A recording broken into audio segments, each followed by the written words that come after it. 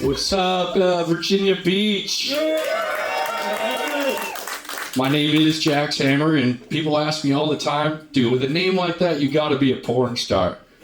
And no, I'm not a porn star. But like one, I'm gonna try to show you a good time. Just remember, it's all superficial, and it'll be over in about 5 minutes.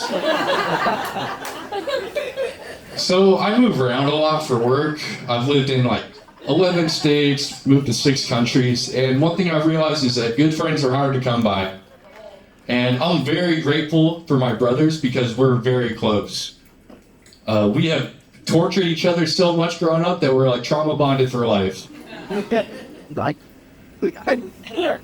Oh, there's some light. Hell yeah. Yeah. All right. Yeah, it's bright now.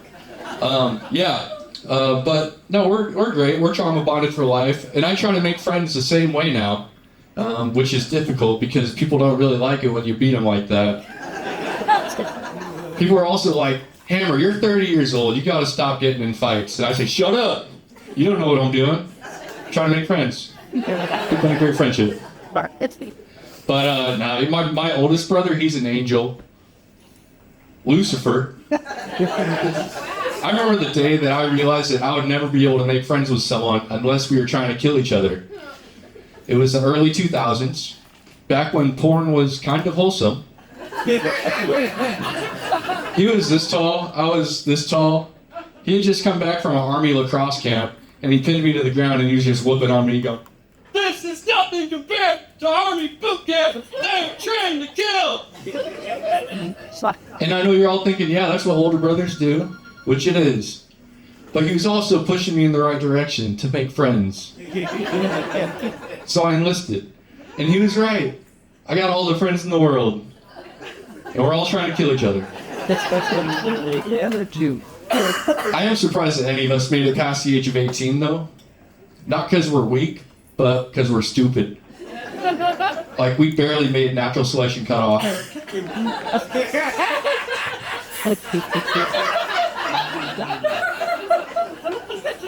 Big part of natural selection, of course, having babies, passing your genes on to the next generation. Which reminds me of my first girlfriend. Now, we've been broken up for 17 years now. But we're getting back together any minute, don't worry. No, we're still Facebook friends. And I want to hit her up and ask her, what can I done better? P.S. Are you single? I've come to the conclusion that it had nothing to do with me, it was her. Yeah.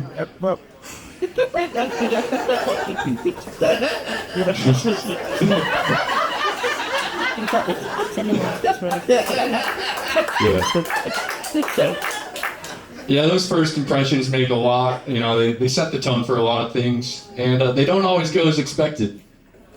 You know, your first girlfriend, first kiss, first vasectomy. I've never had one of those. My dad did. But remember to schedule your vasectomy appointment before you drink tequila. So I got a little brother now. And like the responsibilities that my older brothers had, I too wanted to guide my little brother, you know, nurture him with tender loving care. So I whooped him too.